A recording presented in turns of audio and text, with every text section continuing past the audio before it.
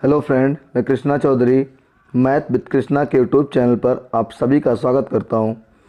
हम लोग आज के इस वीडियो में हिंदी की बहुत ही महत्वपूर्ण टॉपिक अनेक शब्दों के लिए एक शब्द या वाक्यांश के लिए एक शब्द कह सकते हैं, इस टॉपिक पे चर्चा करेंगे।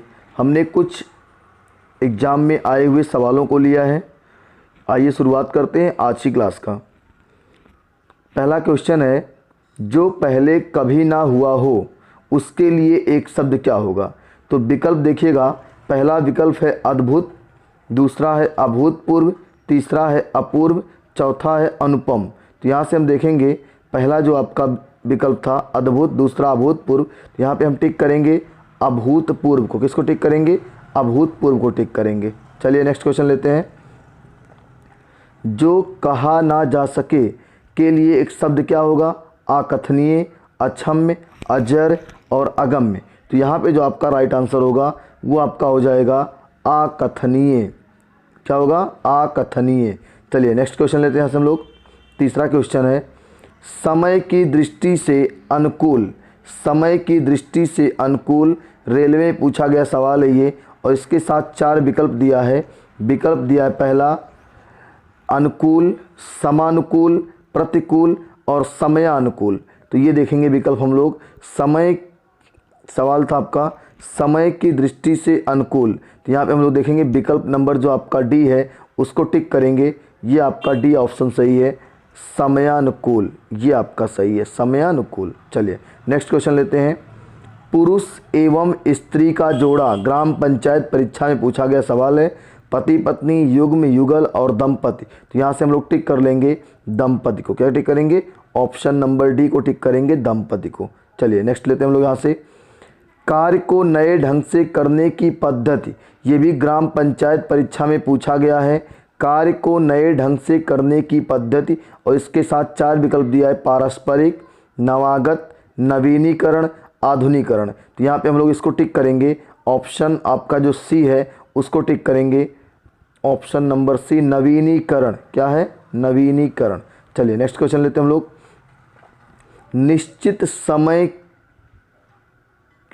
चार विकल्प आपका है। निश्चित समय के भीतर पत्र का उत्तर ना प्राप्त होने की दशा में अनुबोधक के रूप में भेजा जाने वाला पत्र, बीएड परीक्षा में पूछा गया सवाल है। प्रतिवेदन, ज्ञापन, परिपत्र, अनुस्मारक। तो यहाँ पे हम लोग टिक करेंगे आपका विकल्प नंबर डी जो है अनुस्मारक, इसको टिक कर लेंगे। चलिए नेक्स्ट क्वेश्चन देखते हैं हम लोग यहाँ से। वह सायंकालीन बेला जब पशु वन से चर कर लौटते हैं, बीएड का सवाल है 2000 का। गोधूली, सूर्यास्त, सायं बेला, अपराह्न। तो यहाँ पे टिक करेंगे हम लोग इसको, गोधूली बेला होता है। क्या होता है? गोधूली बेला होता है। यहाँ से हम लोग टिक करेंगे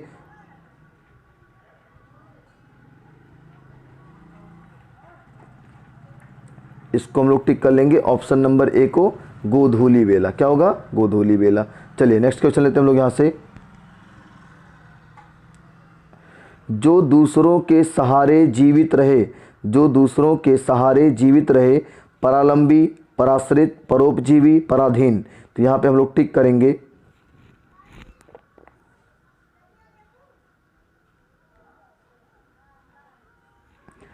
इसका राइट आंसर आपका है ऑप्शन नंबर सी, परोपजीवी। क्या होगा? परोपजीवी। जो दूसरों के सहारे जीवित रहे उसका क्या होगा? आपका परोपजीवी। चलिए नेक्स्ट क्वेश्चन लेते हैं हम लोग यहाँ से अगला। दो पर्वतों के बीच की भूमि को कहते हैं, दो पर्वतों के बीच की भूमि को कहते हैं। ऑप्शन नंबर एक है उपत्यका, ऑप्शन नंबर दो है घाटी, ऑप्शन नंबर तीन है द्रोण, ऑप्शन नंबर चार है बेसिन। यहाँ पे हम लोग टिक करेंगे दो पर्वतों के बीच की भूमि को घाटी कहते हैं। ये जो आपका उपत्यका ऑप्शन है ये होता है पर्वत के तलहटी की जो ज़मीन होती है उसको बोलते हैं हम लोग। चलिए नेक्स्ट लेते हैं हम लोग यहाँ से। हर काम को देर से करने वाला, अनुवादक परीक्षा का सवाल है। दीर्घदर्शी, अदूरदर्शी, विलंबी और दीर्घसूत्री। तो यहाँ पे हम लोग टिक कर लेंगे दीर्घसूत्री। ऑप्शन नंबर डी को टिक करेंगे, हर काम को देर से करने वाला दीर्घसूत्री। काफ़ी इंपॉर्टेंट सवाल है ये। अगला देखते हैं हम लोग। गोद में सोने वाली स्त्री, अंकसायनी अनिंद्रिय, सिदित और कोई नहीं। तो यहाँ पे जो आपका राइट आंसर होगा वो आपका होगा अंक सायनी। क्या होगा? अंक सायनी। चलिए नेक्स्ट क्वेश्चन लेते हैं। जो ईश्वर में विश्वास रखता है, जो ईश्वर में विश्वास रखता हो, उसके लिए शब्द क्या होगा? मेधावी, अविनीत, नास्तिक, आस्तिक। तो यहाँ पे जो विश्वास रखेगा उसको आस्तिक कहेंगे। अगर पूछा होता कि जो ईश्वर में विश्वास नहीं रखता उसके लिए क्या होता? नास्तिक होता। चलिए नेक्स्ट क्वेश्चन लेते हैं। कष्ट से संपन्न होने वाला, कष्ट से संपन्न होने वाला, और इसका 4 विकल्प आपके सामने है, दिया है। कष्टकारी, कष्टप्रद, कष्टसाध्य और कोई नहीं। और सवाल क्या है? कष्ट से संपन्न होने। चलिए तो इसका जो आपका राइट आंसर होगा, कष्ट से संपन्न होने वाले के लिए जो आपका राइट आंसर है, इसको हम लोग टिक करेंगे।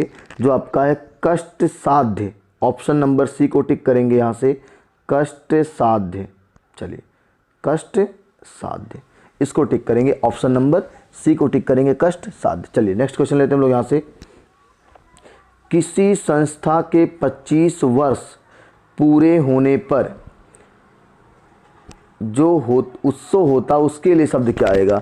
किसी संस्था के 25 वर्ष पूरे होने पर उसके लिए शब्द आएगा, विकल्प है आपका हीरक जयंती, रजत, शताब्दी और स्वर्ण। तो यहाँ पे हम लोग ऑप्शन नंबर बी को टिक कर लेंगे। रजत जयंती क्या होता है? रजत। शताब्दी 100 वर्ष पूरा होने पे होता है। ठीक है, चलिए नेक्स्ट लेते हैं हम लोग यहाँ से। जो व्यर्थ की बातें करता हो, उत्तर प्रदेश बीएड का परीक्षा का सवाल है। इसमें जो आपका ऑप्शन नंबर सी है, सबको पता है ये वाचाल होगा। जो बहुत अधिक बोलता हो या जब व्यर्थ की बातें करता हो उसके लिए क्या आएगा? वाचाल आएगा। चलिए नेक्स्ट क्वेश्चन लेते हैं।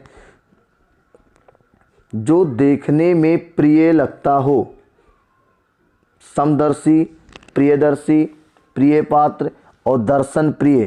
तो जो देखने में प्रिय लगता है उसके लिए आएगा प्रियदर्शी। क्या आएगा?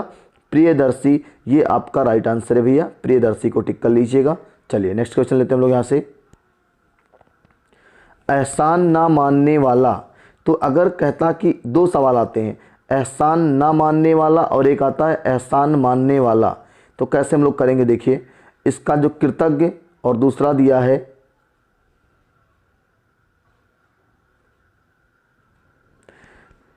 एहसान ना मानने वाला, जो होगा वो होगा आपका कृतज्ञ। ऑप्शन नंबर बी जो होगा वो आपका क्या होगा? कृतज्ञ। ये एहसान ना मानने वाला कृतज्ञ होगा। अगर कहा होता कि एहसान मानने वाला तो कृतज्ञ होता, क्या होता? कृतज्ञ होता। चलिए नेक्स्ट लेते हैं हम लोग यहाँ से, अगला है। चलिए नेक्स्ट क्वेश्चन लेते हैं हम लोग यहाँ से। जिसे कठिनाई से जीता जा सके, जिसे कठिनाई से जीता जा सके उसके लिए एक शब्द होगा विजित, अज्ञेय, अजेय और दुर्जेय। तो बहुत ही, जिसे कठिनाई से जीता जा सके उसके लिए एक शब्द जो आपका होगा वो होगा दुर्जेय। क्या होगा? दुर्जेय, मतलब जिसको कठिनाई से जीता जाएगा। आगे लिखिए नेक्स्ट क्वेश्चन।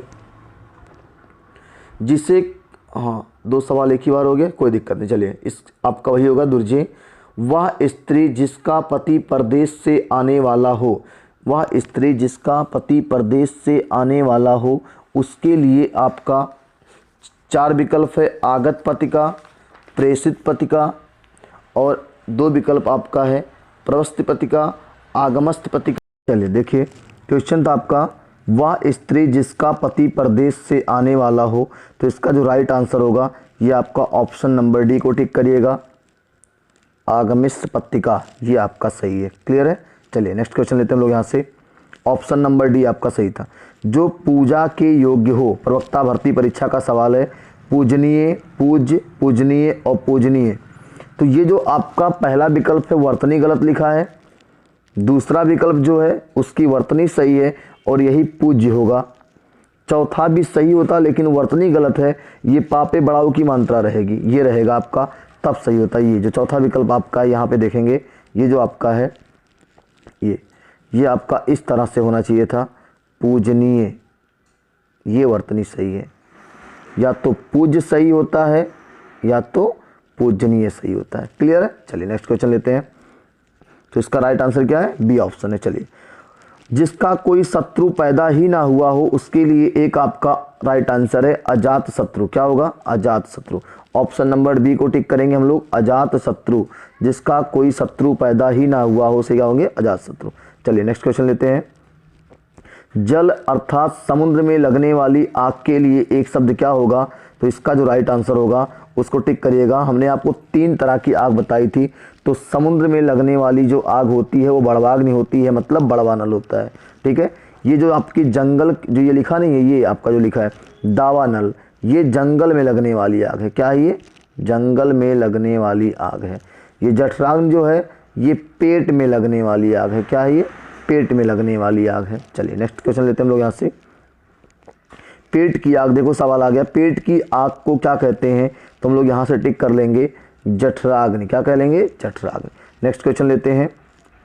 विशिष्ट अवसर पर विशिष्ट लोगों के समक्ष दिया गया विद्वतापूर्ण भाषण क्या कहलाता है? संभाषण, अभिभाषण, अपभाषण और अनुभाषण। तो इसका राइट आंसर बताइए क्या होगा? क्या कह रहा है सवाल, देखिएगा ध्यान से। अभिभाषण। क्या होगा? अभिभाषण। चलिए टिक करिएगा ऑप्शन नंबर बी को, अभिभाषण। नेक्स्ट क्वेश्चन लेते हैं हम लोग।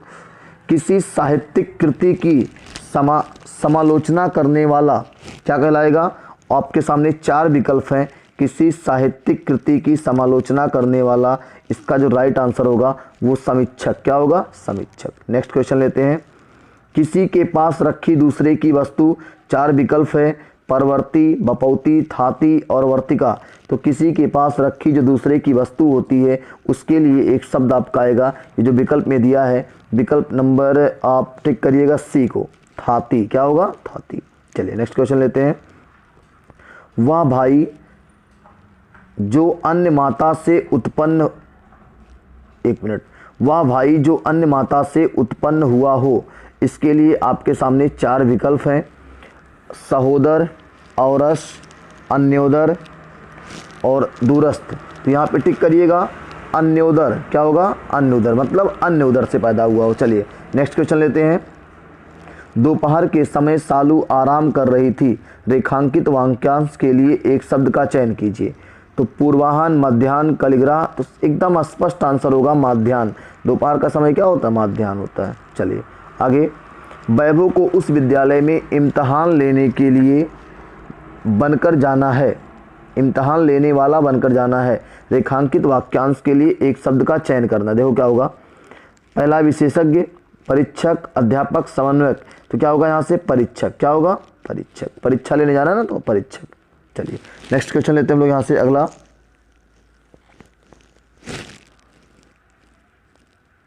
बस ये आपका लास्ट क्वेश्चन था वैभव वाला।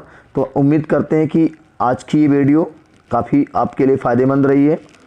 एक एक सवाल ध्यान से देखिएगा और एक एक सवाल अपनी कॉपी पे राइट आंसर लिखिएगा। ठीक है, हम लोग अगली क्लास में इसके और पार्ट, अभी 30 क्वेश्चन हमने कवर किया है, अगली क्लास में 50 क्वेश्चन लेंगे, फिर 50 लेंगे। इस तरह से जितने भी एग्जाम में पूछे गए सवाल हैं सबको एक एक करके हम कवर करेंगे।